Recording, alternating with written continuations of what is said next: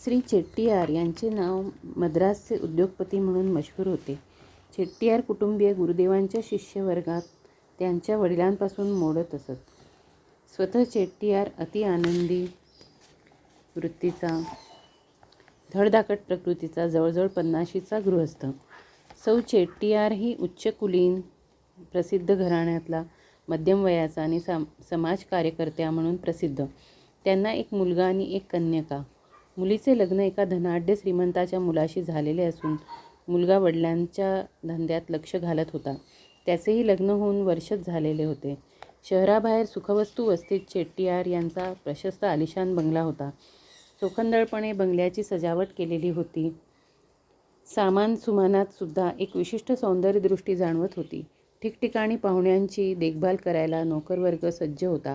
अशा या कुटुंबात वावरताना मला तर मोठा आराम वाटला. बरे वाटले. गुरुदेवांच्या खोलीसमोर मलाही खोली देण्यात आली होती. दाढीने स्नान उरकून मी गुरुदेव ज्या प्रशस्त दिवाणखान्यात बसले होते तिथे आलो. गुरुदेवांचे दर्शन घेण्याकरिता बरीच मंडळी जमली होती. माझी नि चेट्टियार यांच्या मुलाची नि मुलीची गाठ दिवाणखान्यातच झाल्यावर मनात येऊन गेले. केवढा पैसा ओतला आहे या वास्तूत. कुठेही एवढा म्हणून हात आखडता घेतलेला नाही. आराम आणि सौंदर्यही. दोन्ही भावंडे सुशिक्षित होती. दोघांनीही उच्च शिक्षण घेतले होते नि त्यांच्या वागण्या बोलण्यात एक विशिष्ट लाघव होते. बोलता बोलता गुरुदेवांनी काय काय चमत्कार केले आहेत वगैरेंच्या गोष्टी त्यांनी मला सांगितल्या. त्यांच्याही मते गुरुदेवांजवळ बुद्धीला बधीर करण्यासारखे काहीतरी विशेष होते. अतिंद्रिय नव्हे तर अतिमानुष असे कितीतरी चमत्कार त्या दोघांनी स्वतः अनुभवले असल्यामुळे गुरुदेवांजवळ दैवी शक्ती आहे याबद्दल त्यांची बालंबाल खात्री पटल्याचे कबूल केले. गावातून दर्शनाला आलेल्या काहींनी या आमच्या गप्पात भाग घेऊन गुरुदेवांच्या ठायी असलेल्या दैवी सामर्थ्याबद्दल ग्वाही दिली. एवढ्या लहान वयात गुरुदेवांचे सान्निध्य मला कसे मिळाले याची त्यांनी खोदून खोदून चौकशी केली आणि त्यांच्या सान्निध्यात हिंडण्या फिरण्याची संधी मला मिळत आहे हे माझे परमभाग्य आहे असाही अभिप्राय त्यांनी अनाहूतपणे व्यक्त केला. दर्शनाकरिता लोक अव्याहत येत होते आणि त्यातून मोकळे होऊन गुरुदेवांना उपहार घ्यायला 1 वाजला. आम्ही सर्वजण जेवणघरात आपापल्या आसनावर स्थानापन्न झालो. कितीतरी तऱ्हेतऱ्हेचे प्रकार जेवणात केले होते. मी चवीने जेवलो. खरोखरच मला स्वयंपाक फार आवडला होता. जेवण झाल्यावर सायंकाळच्या 6 वाजेपर्यंत मला मोकळीक असल्याने वाटल्यास मला माझ्या मित्रांना भेटायला जावे असे गुरुदेवांनी मला सुचविले. मी चेट्टियार यांनी मी एक गाडी घेऊन जावे असे आग्रहाने सांगितले.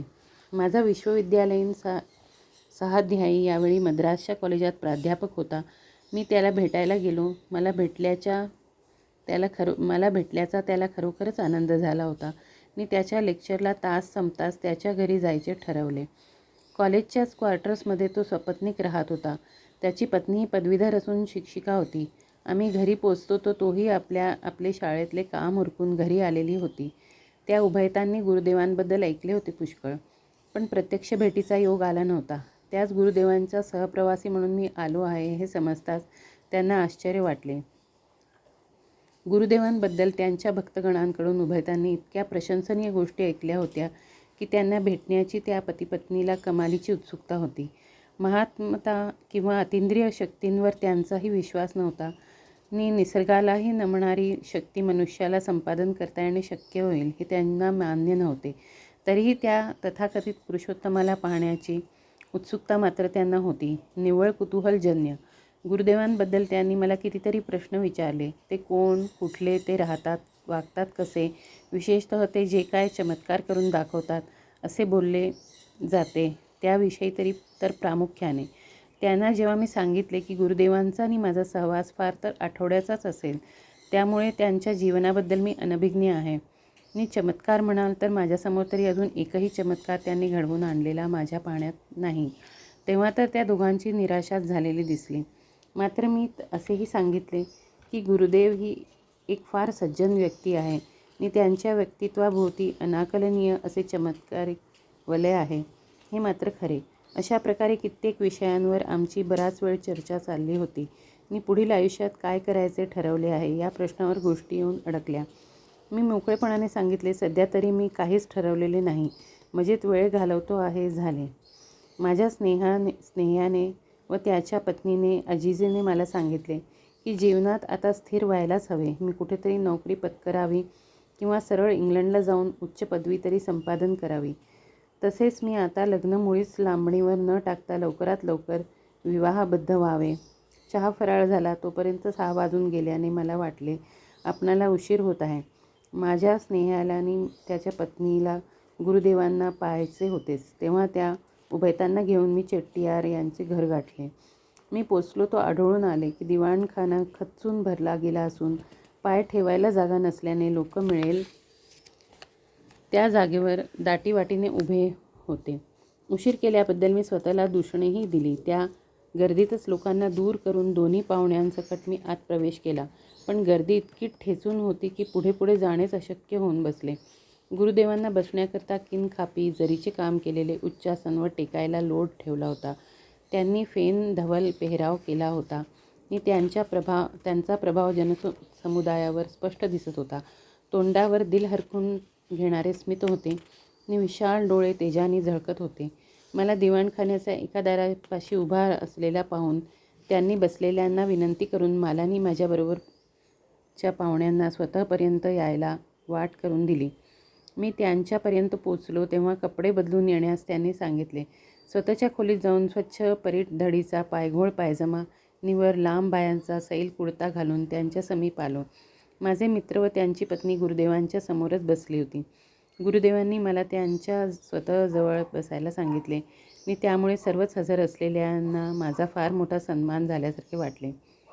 साहजिकच माझ्याकडे सर्वांच्या नजरा कुतूहलाने वळल्या. दिवाणखान्यात समाजातील सर्व घरातील लोक जमलेले होते, पण मध्यम स्थितीतील दर्शनादींची संख्या जास्त असावी. सर्वच चांगले सुशिक्षित दिसत होते आणि तरीही एवढ्या मोठ्या संख्येने त्यांनी दर्शनार्थ काय यावे हे मला समजेना. चमत्कार पाहायला मिळावे किंवा गुरुकृपा व्हावी म्हणून ते सर्वजण आले होते असे मानायला माझे मन तयार होईना. मी गुरुदेवांकडे पाहिले. ते शांत गंभीर होते. त्यांच्यात यत्किंचितही चलबिचल आढळली नव्हती आणि समोर एवढा जनसमुदाय बसला आहे याची जणू काय जाणीवच नाही असे ते मनमोकळेपणाने बसले होते. टाचणी पडली तरी तिचा आवाज होईल अशी नीरव शांतता पसरली होती. आतुरतेने डोळे गुरुदेवांकडे लागले होते. पुढे काय होते याची जणू सर्व इंद्रिये एकतांतेने वाट पाहत होती. एक बहुशिक्षित सद्गृहस्थ श्रोतृवर्गातून उठला आणि म्हणाला, गुरुदेव, आपल्या मुखातून काहीतरी अमूल्य असा विचार ऐकण्याकरता आम्ही सर्वजण उत्सुक आहोत. प्रवचन किंवा भाषण करण्यापेक्षा गुरुदेव म्हणाले, तुम्ही आपल्या वैयक्तिक अडचणी काय आहेत त्या मांडा. म्हणजे त्याबाबत उहापोह करीत असताना ते जे सांगितले जाईल त्याचा उपयोग इतर श्रोत्यांनाही होईल व तुम्हालाही मार्गदर्शन घडेल.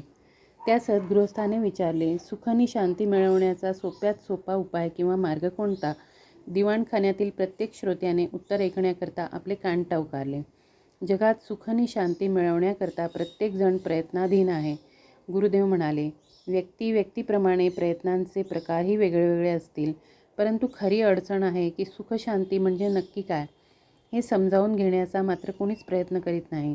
जितक्या तीव्रतेने या प्रश्नाला आपली बुद्धी वळवायला हवी, मन केंद्रित करायला हवे, तेवढे केले जात नाही. सुख व शांती हे जर आपले खरेखुरे साध्य असेल तर साकल्याने ते काय आहे हे समजून घ्यायला हवे. नुसते शब्द किंवा तात्विक बडबड करून काही उपयोग होणार नाही. मनाला भंडावून सोडणारा, सतत टोचणे लावणारा तो प्रश्न झाला पाहिजे.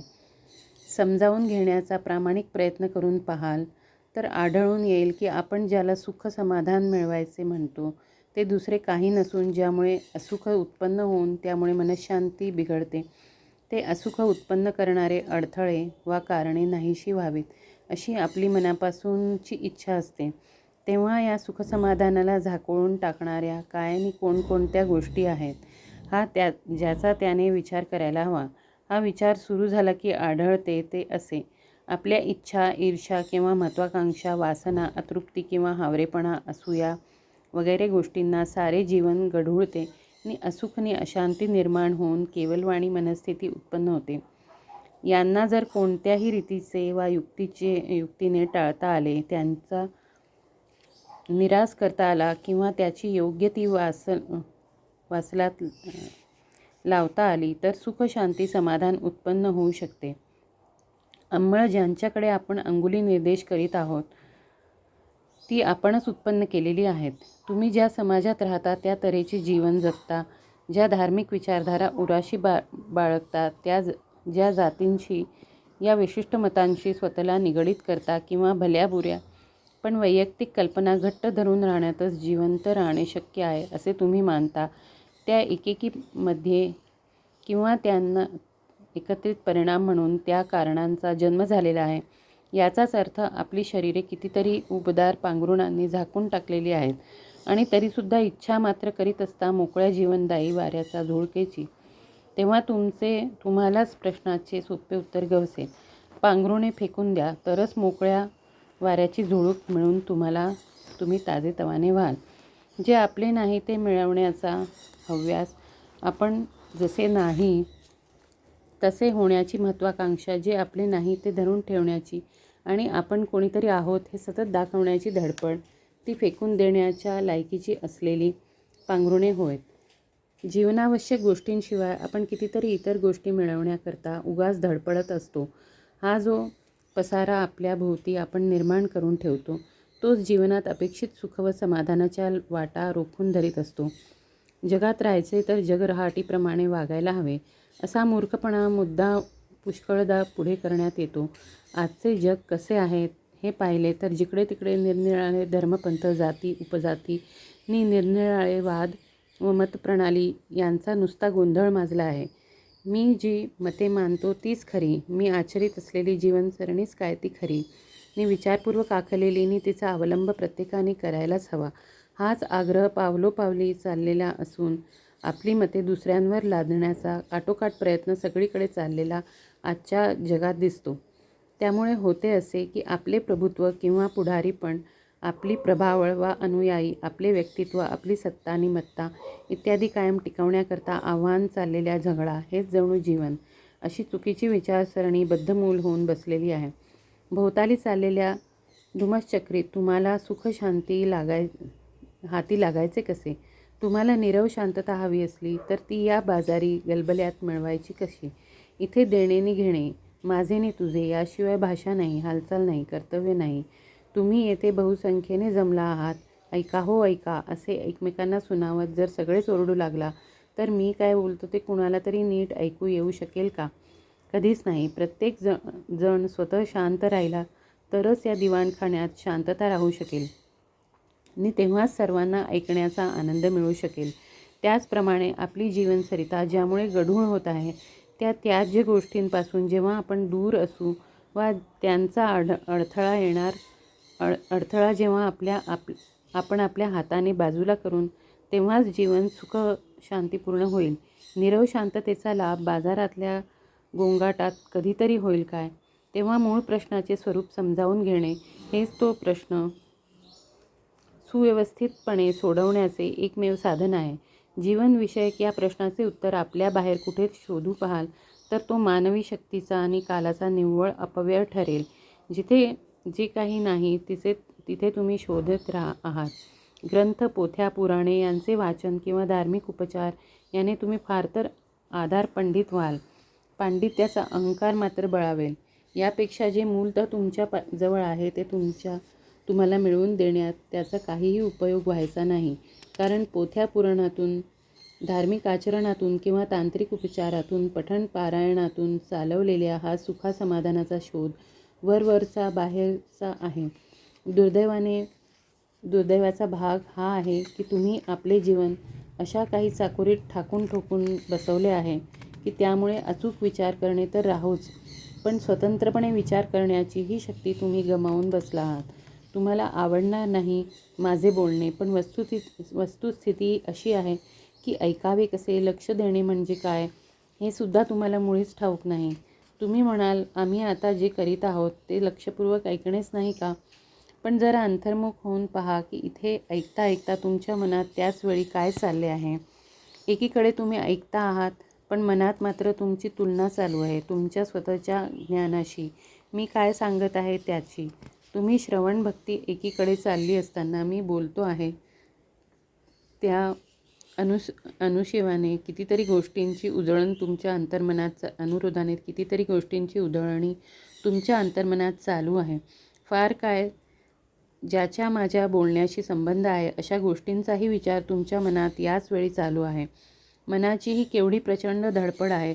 तेव्हा हे उघड नाही का की मी जे काय सांगत आहे त्याचे मर्म समजण्याकरिता जे अवधान हवे आहे त्या कितीतरी अनावश्यक गोष्टींची गळती लागल्याने मी जे सांगत आहे ते ऐकण्याची शक्तीच खरे पाहता राहिलेली नाही आणि असलीच तर ती इतक्या क्षीणप्रद अवस्थेत आहे की त्याला ऐकणे म्हणणे चुकीचे होईल. तेव्हा खरे म्हटले तर मी काय म्हणतो आहे हे साकल्याने समजण्याकरता सारे लक्ष ऐकण्याच्या क्रियेत केंद्रित करून म्हणजे साऱ्या शरीराचे कान करून ऐकले तरच त्यापासून फायदा. मन जेव्हा संपूर्णतया खुले ठेवाल तेव्हाच ते ऐकण्याचे काम कार्यक्षमतेने करील व मग तुम्हाला जे समजेल ते खरे समजणे. माझ्या सांगण्यावर स्वमताचे शेरे मारण्याचा उतावळपणा ऐकत असतानाच करू नका. त्यामुळे तुमच्या आणि इथे असलेल्या इतरांचाही व्यर्थ कालक्षेप होईल. मी तुमच्या अडचणी सोडवण्याचा व प्रश्नांची उत्तरे देण्याचा प्रयत्न करीत आहे. याकडे दुर्लक्ष होऊ देऊ नका. सत्याचे दर्शन व्हावयाचे, प्रश्नांची उकल जशी व्हायला हवी तशी व्हायची. तर समजून घेण्याच्या तळमळीने, खऱ्याखुऱ्या कळकळीने मी जे बोलत आहे ते ऐकण्याचा तुम्ही प्रयत्न करायला हवा. तुमचे तर्क तुम्ही लढवाल किंवा माझी उलट तपासणी करण्याचा प्रयत्न कराल तर त्यातून सत्याचे स्वरूप सुस्पष्ट व्हायचे राहिले बाजूलाच. सत्याभोवती नसता गढूळपणात जमा होण्याचा संभव जास्त. तुमच्या पांडित्याचे प्रदर्शन माझ्यापुढे किंवा इथे जमलेल्यांपुढे आपण केले म्हणजे त्यातून काही निष्पन्न होईल असे समजणे चुकीचे होय. त्याने फक्त कालाचा अपव्यय होणार आहे. श्रोत्यांतून एकाने विचारले, मन विचाररहित निस्तब्ध पाहिजे म्हणता तर ते कसे करायचे? कोणत्याही मार्गाने या प्रक्रियेने मन स्थिर करता येईल का? गुरुदेव म्हणाले, प्रक्रियेचा किंवा मार्गाचा तुमचा अर्थ जर एखादा मंत्र जपणे, देवतापूजन, ध्यानादी आचार सांगणे किंवा एखादा साधनेचा अवलंब करायला सांगणे असा विचारण्याचा अभिप्रेत असेल तर मग मी आतापर्यंत जे बोललो ते त्याला समजलेच नाही असे म्हणावे लागेल. मंत्र, तंत्र, साधना याबद्दल जेव्हा लोक बोलतात ना तेव्हा काहीतरी सबब सांगून अंगचुकारपणा करण्याचा तो एक प्रकार असतो. कारण जे काही करायचे आहे ते हेच की त्रयस्थपणे मनाच्या हालचालींचे सूक्ष्म अवलोकन करून आपले मन आहे तरी कसे हे स्वतःचे स्वतः समजावून घ्यायचे आहे. तुमच्या सुखदुःखाचे मूळ तुमच्या मानसिक घालमेलीत दडलेले आहे. जे काय व्हायचे आहे ते मनात व्हायला हवे आहे, बाह्य जगात नव्हे. मनात चाललेल्या घडामोडींचे अवलोकन करायचे आहे. ते मन कसे काम करते, विचार कसे उद्भवतात, महत्त्वाकांक्षा किंवा हावरेपणा उत्पन्न होतो म्हणजे नेमके मनात काय काय घडते वगैरे गोष्टींचा कानोसा घ्यायचा आहे.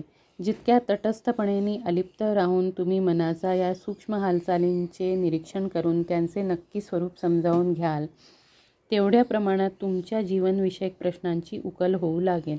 पडलेल्या प्रश्नांची उत्तरे मिळू लागतील. अडचणींतून बाहेर पडण्याचा मार्ग सुस्पष्ट दिसू लागेल.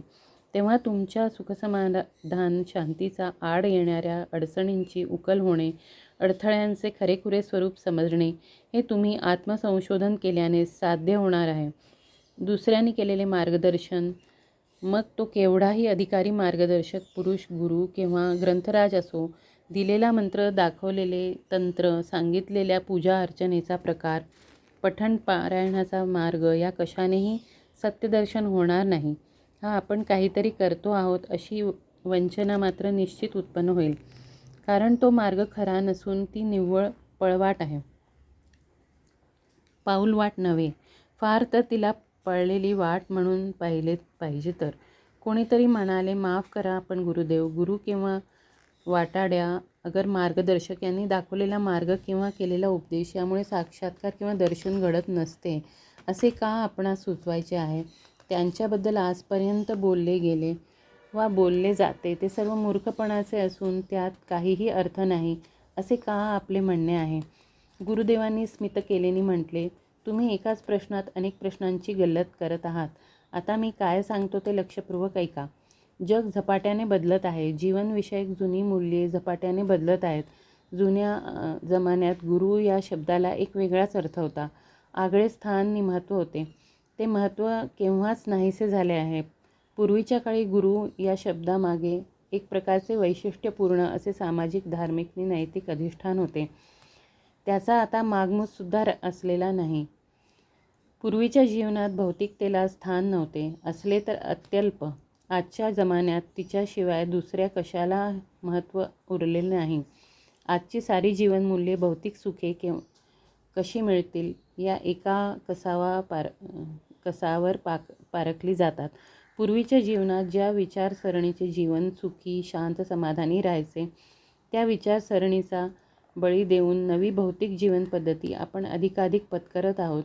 जीवनातील शाश्वत मूल्यांकडे दुर्लक्ष होत आहे. हे त्यामुळे आपण विसरलो आहोत. उपदेश, प्रार्थना, पवित्र आणि आदरणीय ग्रंथ या धार्मिक पुस्तके यांचा पूर्वीच्या जीवनाशी घनिष्ठ संबंध होता. सध्याच्या भौतिकवादी विचारसरणीत त्याचे काही महत्त्व उरलेले नाही. आजच्या जीवनात त्यांना स्थान नाही. अर्थकारण हा नव्या जमान्याचा धर्म होऊन बसला आहे. पूर्वी ज्यामुळे जीवन सुखी व समाधानी राहत होते, त्या मूल्यांना अर्थ, मर्म किंवा महत्त्व न कळण्याइतका वेगाने नव्या आर्थिक आणि भौतिक विचारधर्माने जनमानसावर आपली पकड घट्ट केलेली आहे. जर काही शिल्लक असेल तर ते जीर्ण, क्षीण अवस्थेत. प्रत्यक्ष जीवनात त्याचे प्रतिबिंब कधीच उमटत नाही. शब्दांनी फक्त बडबडीच्या रूपाने त्याचे प्रदर्शन काय होईल तेवढे. दुर्दैवाने सध्या अशी स्थिती उत्पन्न झालेली आहे की भक्ती कशाशी खातात, श्रद्धा म्हणजे काय, प्रेम कशाला म्हणतात, सत्याचे खरे स्वरूप कोणते, नीती, सदाचार असा काही पदार्थ असू शकतो का, ह्याचाच जिथे पत्ता नाही तिथे ईश्वराचे अस्तित्व कसे मानायचे. अर्थ न समजता या शब्दांचा उच्चार केला जातो किंवा उपयोग केला जातो सध्या. पण अशा स्थितीत गुरुसेवा ही नि गुरुपदेश यामागील खरा भाव आजच्या जमान्यात कसा, काय आणि कितपत समजणार. आज लोकांना गुरु का हवा असतो, तर दैनंदिन जीवनाचा विवंचनांपासून सुटका होण्यासाठी. अपेक्षित उतारा नाही सापडला की चालले हे दुसऱ्या गुरुच्या शोधात. थोडक्यात म्हणजे सध्या गुरु शब्दाला बाजारीपणा आला आहे आणि एखादी खरेदी करण्याची बाजारी वस्तू झाली आहे. जर एखादा गुरु जास्त शारीरिक सुखेनी पैसा मिळवून देतो असे तुम्ही ऐकले तर सध्याचा गुरु सोडून हमखास नव्या गुरुच्या भजनी लागता.